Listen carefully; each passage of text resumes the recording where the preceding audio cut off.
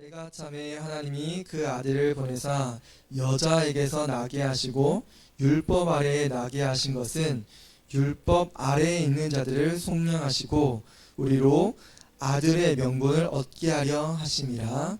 아멘. 네, 오늘은 준비된 크리스마스라는 제목으로 말씀 전하도록 하겠습니다.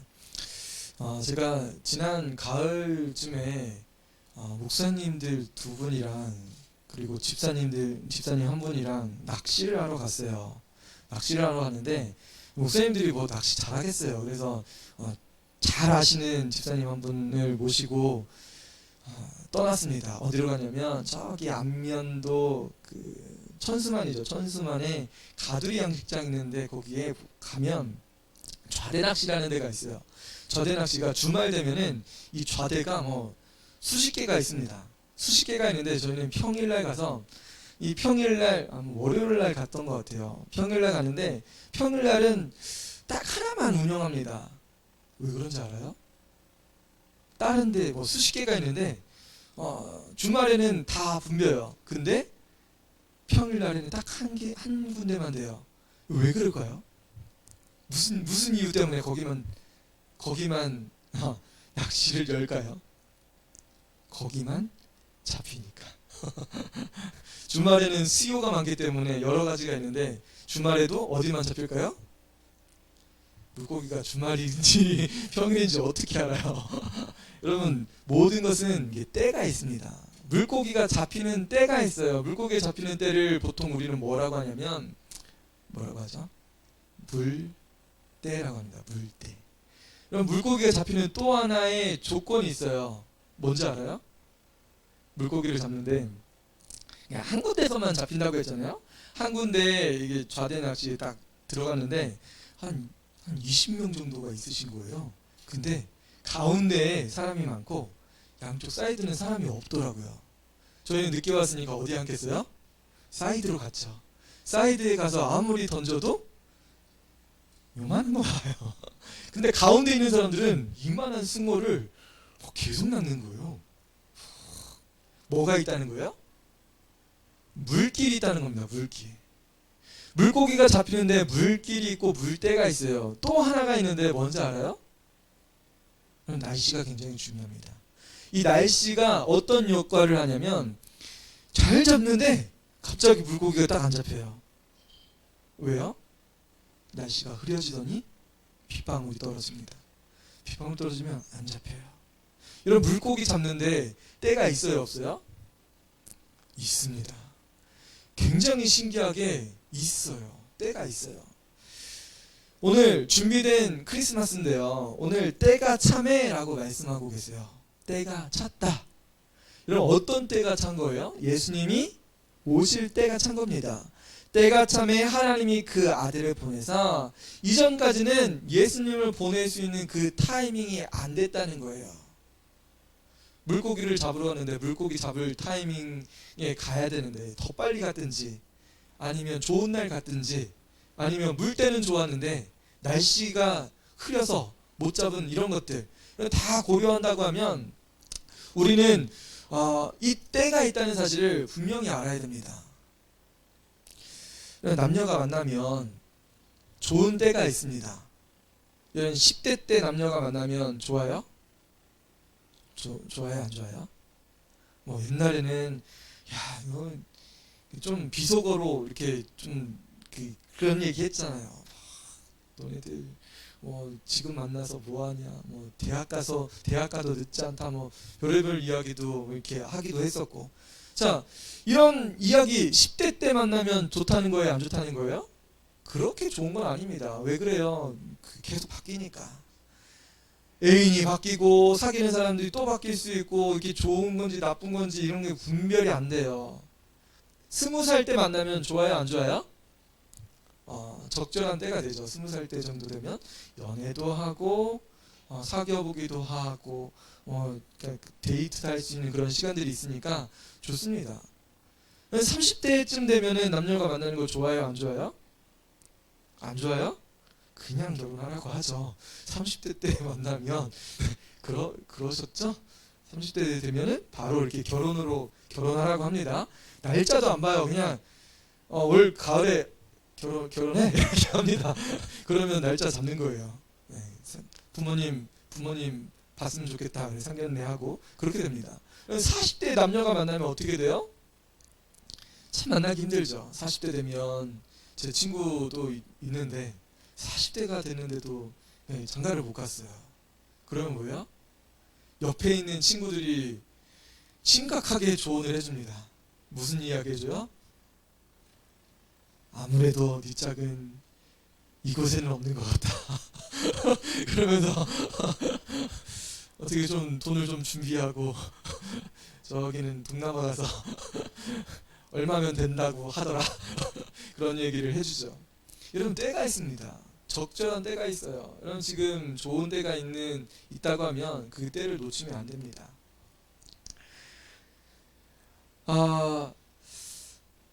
모든 것에는 때가 있는데 예수님의 때가 왜 좋다고 하실까?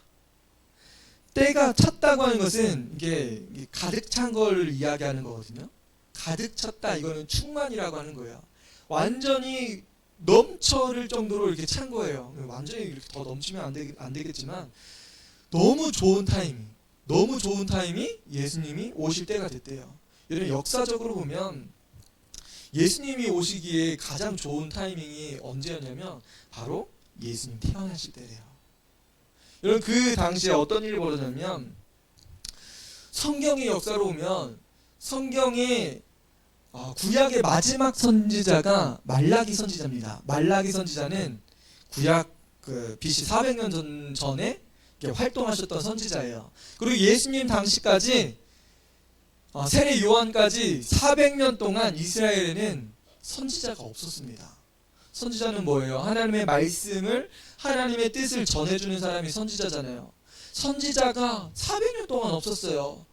그래서 제가 말라기서를 이렇게 유심히 뒤지다 보니까 말씀을 찾다 보니까 말라기서에서 그리스도에 대한 예언의 말씀이 있을까 없을까 보다가 있었을까요? 없었을까요? 있었습니다. 말라기서는 특히나 이 제사 제도 그리고 헌금에 대해서 강조를 굉장히 많이 했거든요. 하나님 앞에 이 헌금의 문제가 왜 중요하게 말라기 선지자는 이야기했냐면 이스라엘 백성들이 당시에 하나님 앞에 예물을 드렸어요. 예물을 드렸는데 이 소와 양, 비둘기 이런 애들이 특히나 양의 다리를 절어요. 다리 저는 거 하나님께서 예물 쓰라고 했어요? 쓰지 말라고 했어요? 어떻게 알았죠? 되게 어려운 건데 쓰지 말랬어요. 눈 먼 거 쓰라고 했어요? 쓰지 말라고 했어요. 또 얼룩덜룩하고 뭐 이렇게 점 있고 뭐 이렇게 상처 있는 거 그런 거 쓰라고 했어요?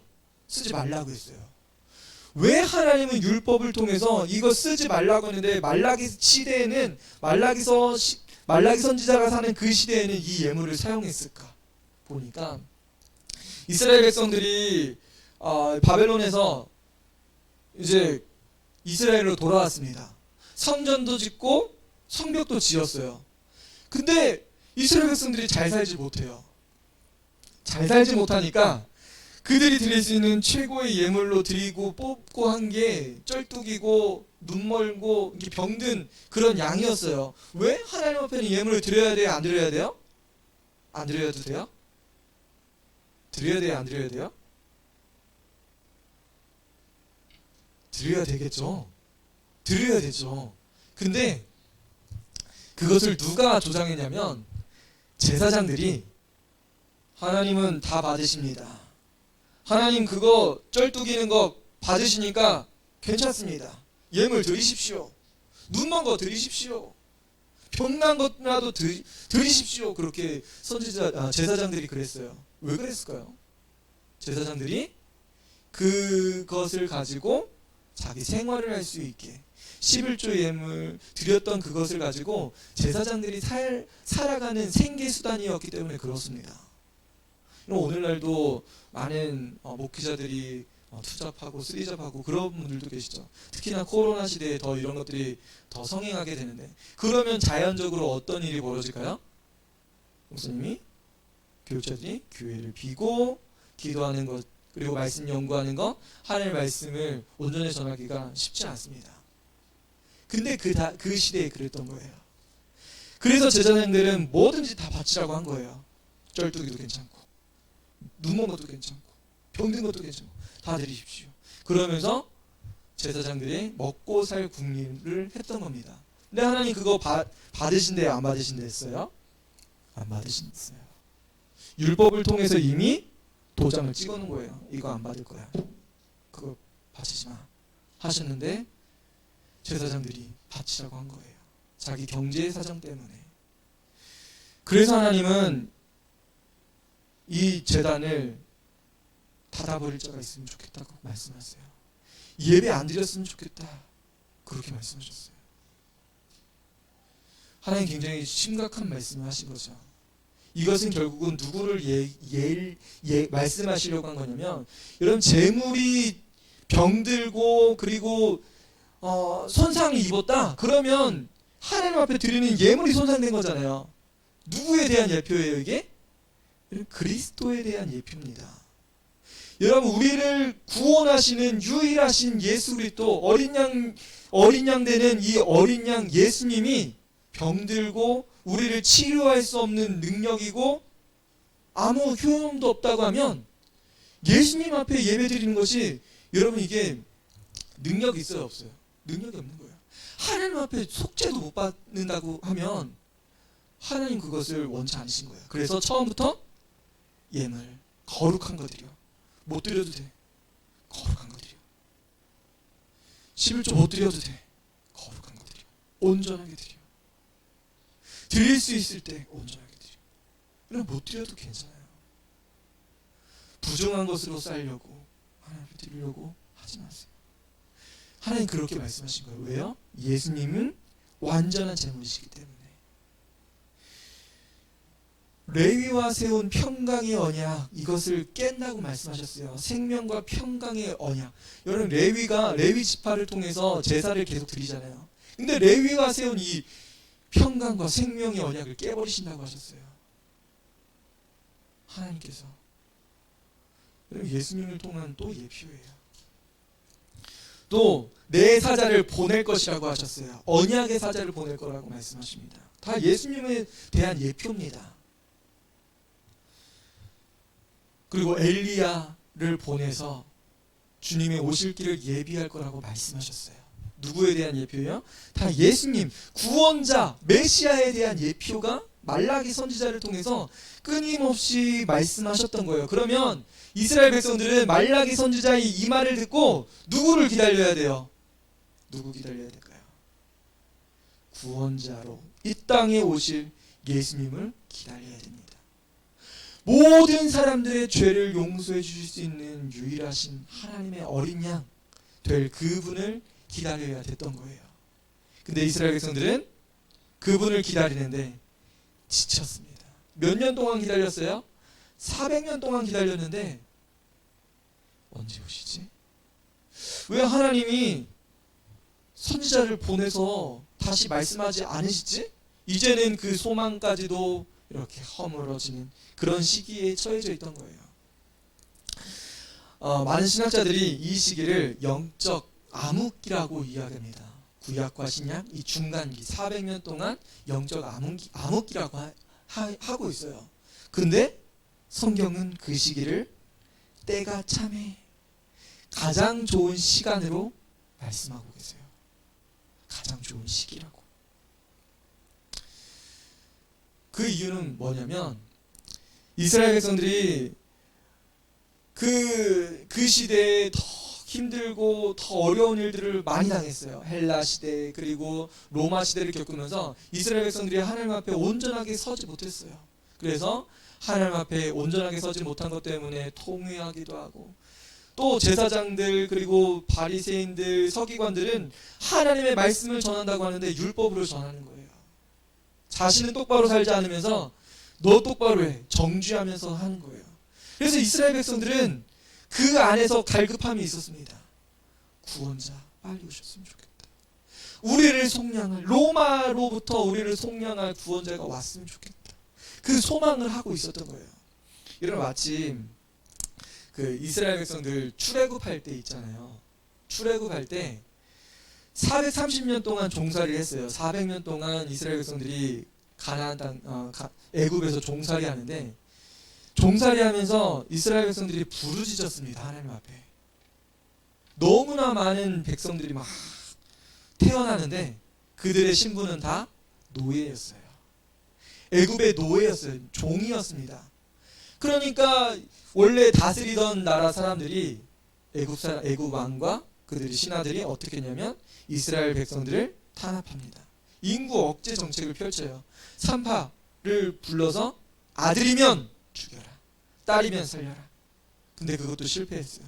그러니까 아들이 태어나면 나일강에 잡아서 던지라고 했어요. 이스라엘 백성들은 고통스러웠습니다. 그리고 날마다 노역하는 게 너무나 힘들었어요. 여러분, 하루 종일 힘들었던 거 집에 들어가면 어떻게 돼요? 강아지가 꼬리치면서 달려오면은 우리 마음이 어때요? 강아지 다 있죠, 집에? 강아지가 꼬리치면서 이렇게 현관문에 아무도 안 나오잖아요. 근데 강아지 한 마리가 나와가지고 주인님 오셨어요, 아빠 오셨어요, 엄마 오셨어요 하면은 얼마나 기뻐요. 까나라기가 와가지고 이렇게 하면 얼마나 기쁘겠어요. 근데 이스라엘 백성들은 그 힘든 일, 엄청난 중노동을 하고 딱 집에 들어오면 내 아들 죽었다는 슬픔 때문에 더 비통해요. 아내의 마음도 살펴줘야 되고 너무 고통스러운 거예요. 이스라엘 백성들은 하나님 앞에 부르짖었다고 성경은 이야기해요. 하나님은 그의 소리를 들었다고 말씀하십니다. 그래서 이스라엘 백성들을 구원하시기 위해서 모세를 선택하셨습니다. 여러분, 그 당시처럼 이스라엘 백성들을 구원하기 위해서 로마의 압제, 그리고 메시아가 필요하고 영적으로 침체되고 하나님 앞에 구원자, 우리를 좀 구원해 주세요, 로마로부터 구원해 주세요, 우리를 영적으로 구원해 주세요. 그 시기에 예수님을 하나님께서 보내주시려고 가장 좋은 때가 된 겁니다. 여러분, 두 번째 가장 좋은 적기인 이유는 뭐냐면, 여러분, 헬라가 지중해를 다 뺏었잖아요. 헬라 왕이 누군지 아시나요? 헬라 제국 가장 유명했던 왕 누구예요? 알렉산더 대왕이잖아요. 알렉산더가 이 지중해 그리고 인도까지 다 뺏었잖아요. 이집트까지 다 뺏었어요. 그러면서 문화적으로, 언어적으로 다 통일시켰습니다. 언어를 다 통일시켰어요. 지금 뭐 세계 공용어가 영어, 뭐 중국어라고 하는데 세계 공용어를 헬라 말로 다 통용시켜 놨던 거예요. 그러니까 이스라엘 백성들이 복음을 전하는데 가장 효과적인 언어로 모든 사람들이 다 알아들을 수 있는 말로 하는 거예요. 우리가 선교 나가려고 하면 우리 뭐 배워야 돼요? 영어 배워야 되고 또 그 나라 언어를 또 익혀야 됩니다. 근데 그 당시에는 이스라엘 백성들도 헬라말 다 했어요. 그러니까 얼마나 쉬워요. 언어가 통일됐고 또 로마가 세계를 헬라 다음에 로마 시대가 이르렀을 때 로마는 뭘 했냐면 모든 길은 어디로 통한다고 가르쳐줬어요? 로마로 통한다고 이야기했어요. 여러분, 로마에서 길을 어떻게 만들었냐면, 이런 하나의 벽돌이 있습니다. 이 벽돌을 가지고 어떻게 쌓으면 도로를 굉장히 튼튼한 도로로 만들 수 있을까요? 이 벽돌 가지고. 우리 교회 앞에, 상가 앞에도 보면 이게 보도블록을 이렇게 쌌잖아요. 보도블록 이렇게 썼어요. 바닥을 이렇게 침몰돼 가지고 모래가 이렇게 단단하게 다지는 기계가 있습니다. 단단하게 다진 다음에 그 위에 보도블록을 쌓아요. 어떻게 쌓냐면 땅을 다진 후에 보도블록을 위에다 이렇게 얹어 놓는 거예요. 모양대로 탁탁탁. 이거 1년 후에 어떻게 돼요? 이 밑에는 보니까 콘크리트가 돼 있더라고요. 콘크리트가 돼 있음에도 불구하고 꺼졌어요. 모래가 잘 안 다져져서.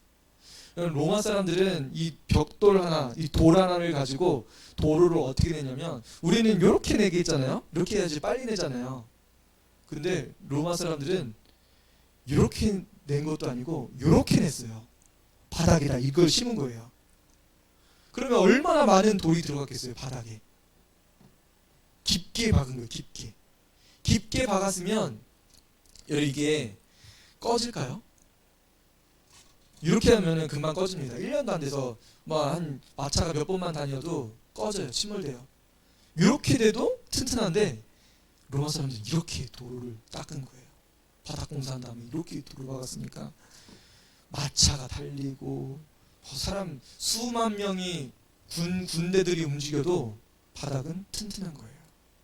그렇게 로마 시대의 도로를 전 세계에 깔아놨어요. 그러니까 사도 바울이 복음을 전할 때 이 도로를 이용하고 백기를 이용하고 했으니까 복음이 온 세상에 빨리 전할 수 있는 그런 기회가 됐습니다. 그렇게 언어도 준비되었던 거죠. 그럼 마지막으로 전 세계에 흩어졌던 디아스포라라는 사람들이 있었거든요. 이스라엘 백성들이 전 세계로 흩어졌어요. 전 세계적으로 흩어졌는데 그 흩어진 사람들이 모여서 지금의 회당, 교회라고 생각하시면 돼요. 회당을 하나씩 만들었습니다. 이 동네 우리 회당, 저 동네 가면 또 다른 회당, 다른 나라 가면 또 회당이 있고 도시마다 이렇게 회당들이 있었습니다.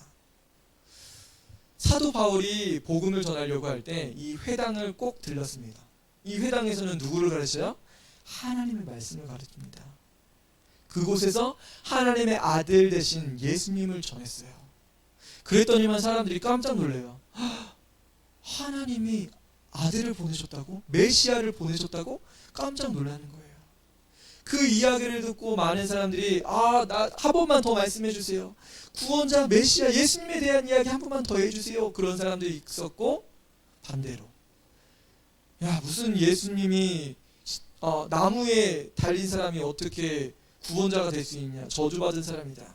하나님 앞에 저주받은 사람이다. 구원자로 영접하지 않는 그런 무리들도 있었습니다. 유대인들은 물론 예수님을 거부했었죠. 자, 이렇게 시대적인 배경을 통해서 본다고 하면 예수님께서 오시기에 가장 적절한 시기가 바로 예수님 출생하는 그 시기입니다. 여러분, 모든 건 때가 있어요. 여러분, 모든 건 때가 있습니다. 근데 예수님 오시는 가장 좋은 때가 있습니다. 전도서 3장 1절에 보면 천하 만사가 다 때가 있나니 라고 말씀하세요. 이런 모든 것은 다 때가 있어요. 이런 식물에 뿌리를 씨를 뿌릴 때가 있고요. 이것이 열매 맺을 때가 있습니다. 농약을 줘야 될 때가 있고 성장하는 때, 물을 줘야 되는 때가, 양분을 줘야 되는 때가 있어요. 근데 심었으니까 한 열흘 후에 열매 맺을 거야. 그러면 이건 뭐예요? 때를 모르는 거죠. 여러분, 하나님의 때를 이야기할 때 하나님의 경륜과 이 섭리가 있는 거예요. 섭리라는 단어가 보면 자연계를 지배하고 있는 이 원리와 법칙이거든요. 여러분, 모든 것은 때가 있다고 하면 자연계의 법칙이 적용된다는 거예요? 안 된다는 거예요? 적용된다는 거예요. 여러분의 인생에 때가 있다는 거예요. 여러분 인생에도 꼭 적절한 때가 있는 거예요. 지금의 이 순간을 어떻게 누려야 되고 어떻게 살아야 되는 것은 하나님의 때가 있다는 거예요. 슬플 때가 있죠. 좋을 때가 있고 눈물 날 때가 있고 그리고 희락이 있을 때가 있습니다. 이런 모든 것은 다 때가 있는데 하나님 그때 뭘 하실까? 뭘 하실까? 제가 지난 1년 동안 배 농사를 지러 갔다 왔어요. 배 농사를 할 때 작년에 겨울에 밑거름을 줍니다. 밑거름을 줘요.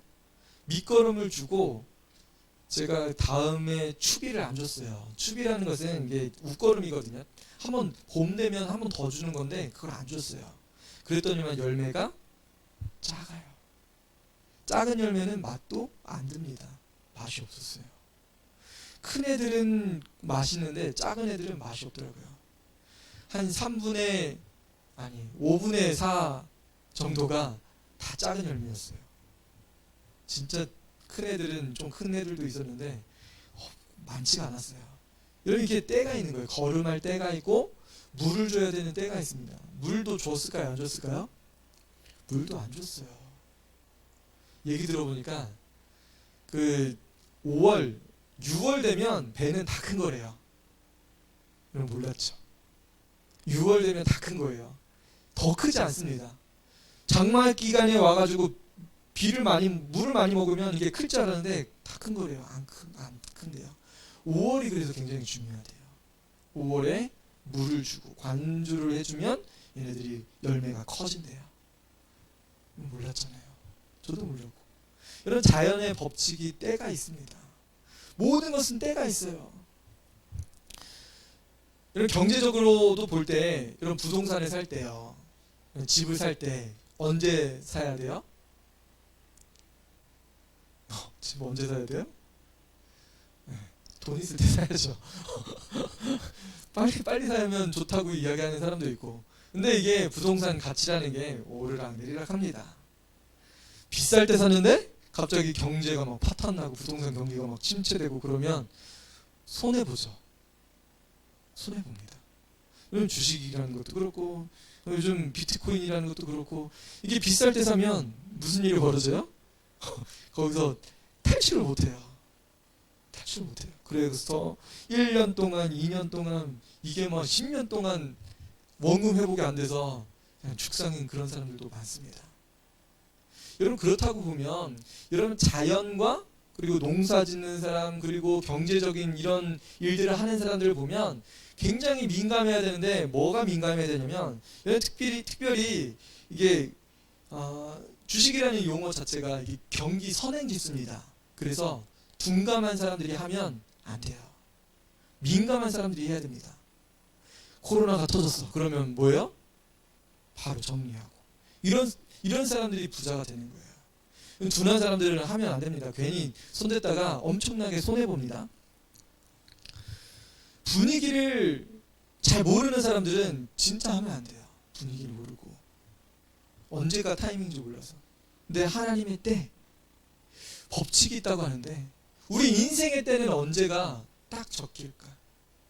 이 인생은 언제가 적길 것 같아요, 여러분들?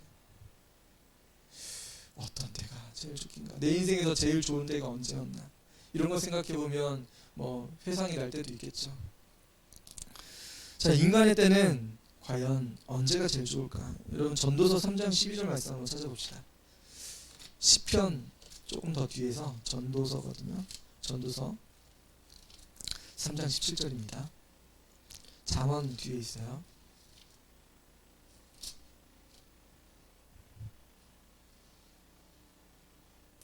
전도서 3장 17절입니다. 우리 같이 한번 읽어보도록 하겠습니다. 하나님이 모든 것을 지으시되 때를 따라 아름답게 하셨고 또 사람들에게 영원을 사모하는 마음을 주셨느니라. 그러나 하나님이 하시는 일의 시종을 사람으로 측량할 수 없게 하셨도다. 그럼 앞에 보면 하나님이 모든 것을 지으셨습니다. 그리고 때를 따라 아름답게 하셨다라고 말씀하세요. 하나님께서는 때를 따라 아름답게 하셨는데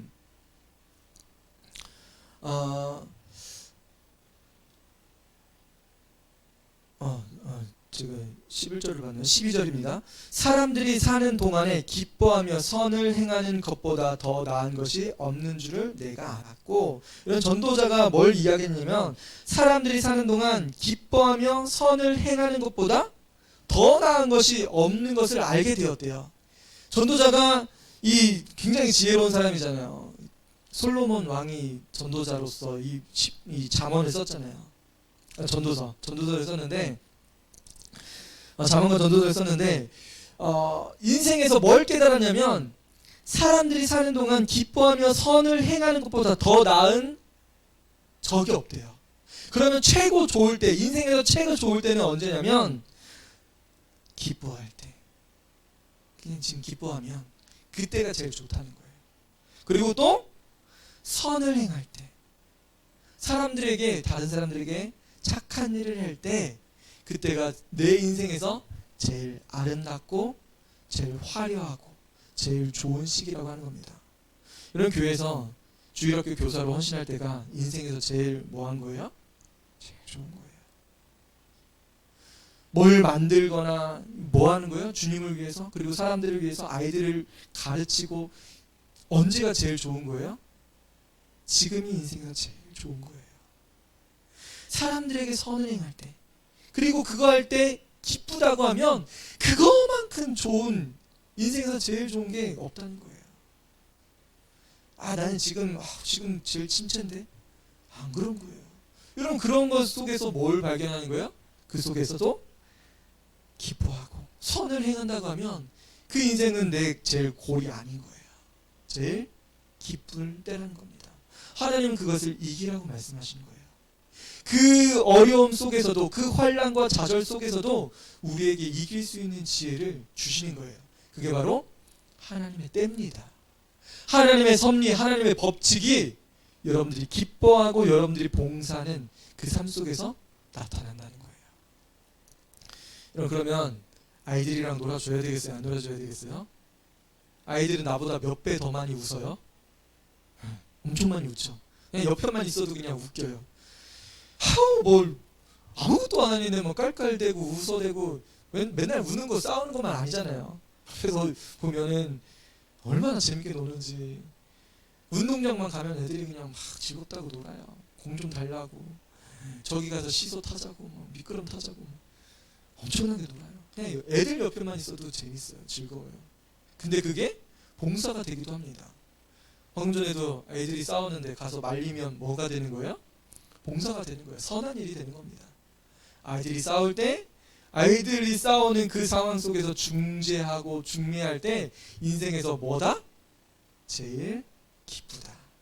아이들이 싸우는데 구경하고, 아유 잘 싸워라, 누가 이기나 보자, 이렇게 하면은 인생에서 제일 뭐 하는 거예요? 제일 힘들 때예요.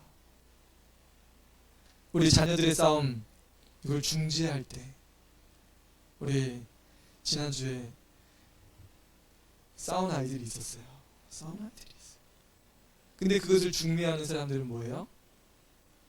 네가 잘못, 누구의 잘못이 먼저가 아니라, 제가 사과하지 않으면 나는 사과하지 않겠다, 이게 아니라 중매해 주는 거예요. 무슨 오해가 있었구나, 너가 뭐 때문에 그렇게 마음 아팠니, 엄마가 기도해 줄게, 아빠가 기도해 줄게, 같이 이 싸움을 이겨내자.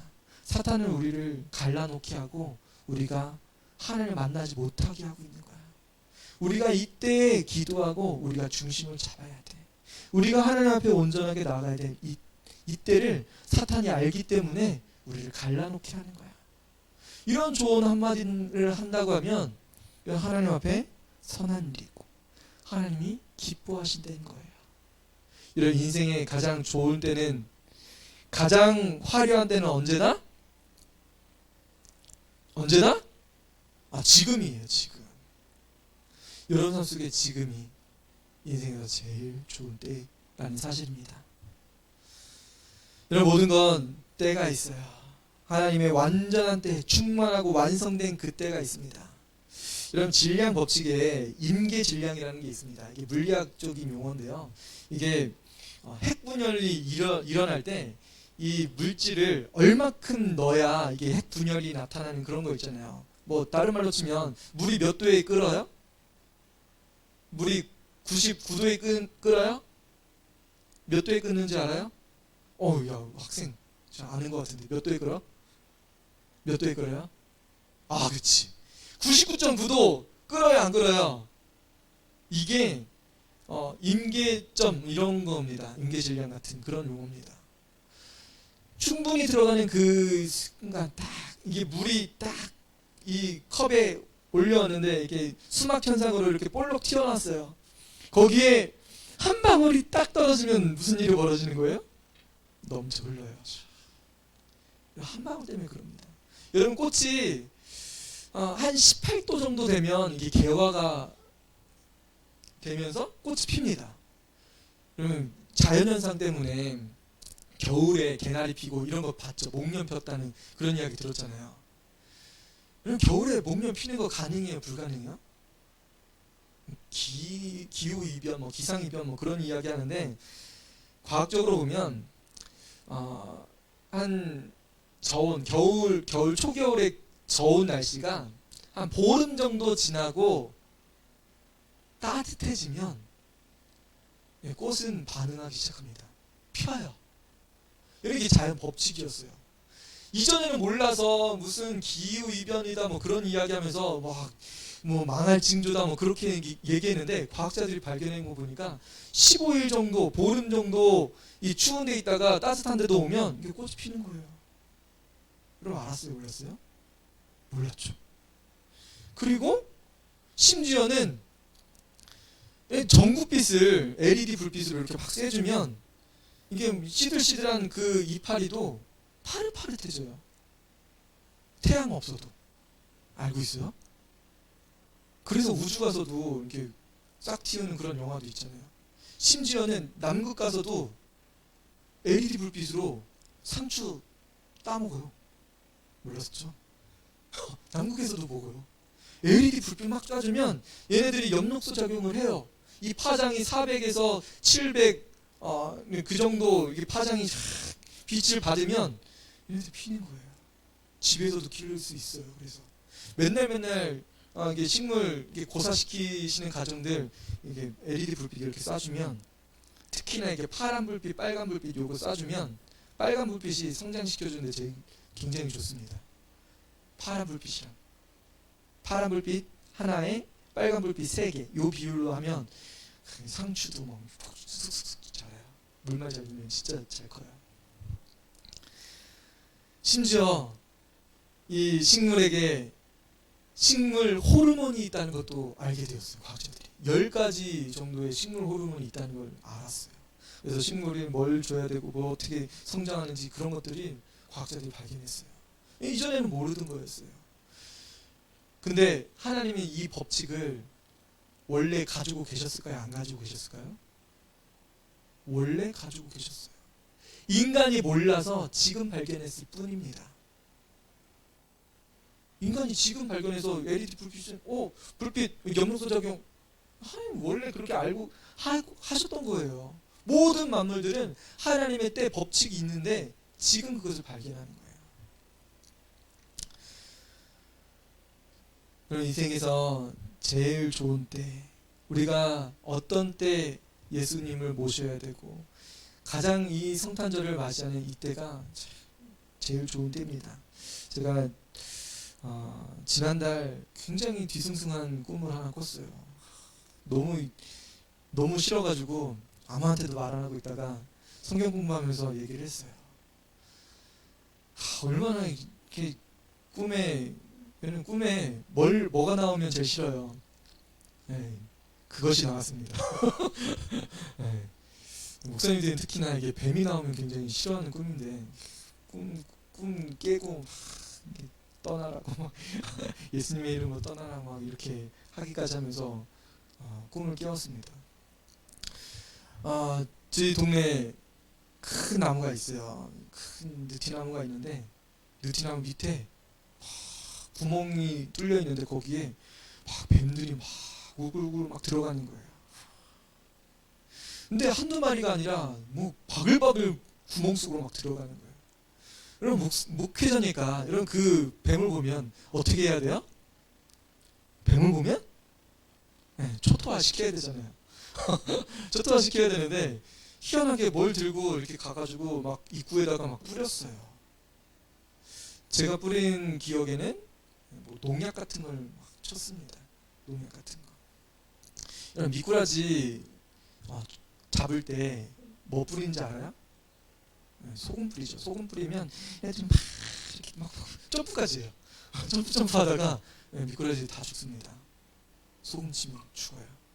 근데 제가 농약을 쳤어요. 근데 거기서 꿈 깼어요.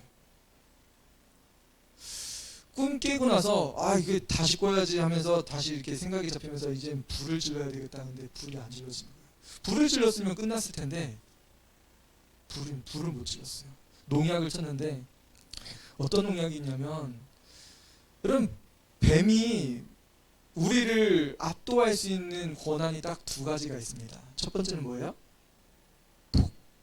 그리고 두 번째는 압사. 똘똘 말아서 압사시키는 거예요. 숨도 못 쉬게. 독에 물리면 그냥 즉사라고 생각하시면 되죠.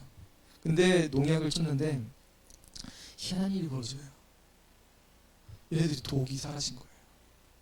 뱀은 뱀인데 독사는 독사인데 독이 없어졌어요. 지난달에 이 꿈을 꾸고 대체 무슨 꿈인가. 원래 꿈 얘기 잘 안 하는데 여러분, 예수님을 통해서 우리에게 이미 승리를 주셨습니다. 여러분, 이 땅 가운데 예수님 평강을 주셨어요. 여러분, 사탄이 아무리 강하고 우리를 목 놓아 목을 감고 전신을 둘러싼 것처럼 보이지만 하나님이 그들의 독을 빼셨어요. 우리를 숨쉬지 못하게 그렇게 압산을 할지 모르겠지만 이미 독은 빠졌습니다.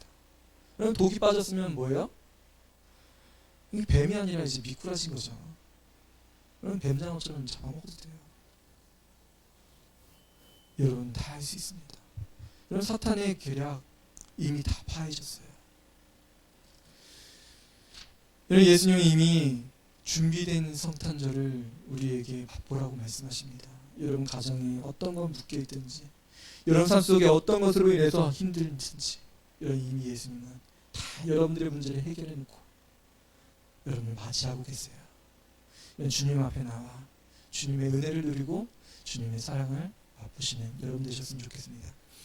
우리 같이 기도했으면 좋겠습니다. 우리 같이 이 준비된 성탄절, 나를 위해서 준비하신 날입니다. 예수님, 나의 삶 가운데 찾아와 주시고 은혜 베풀어 주시고 모든 사탄의 권세, 모든 것들을 다 파해 주옵소서. 이 시간에 같이 예수님 3번 부르고 우리 같이 한번 기도하도록 하겠습니다.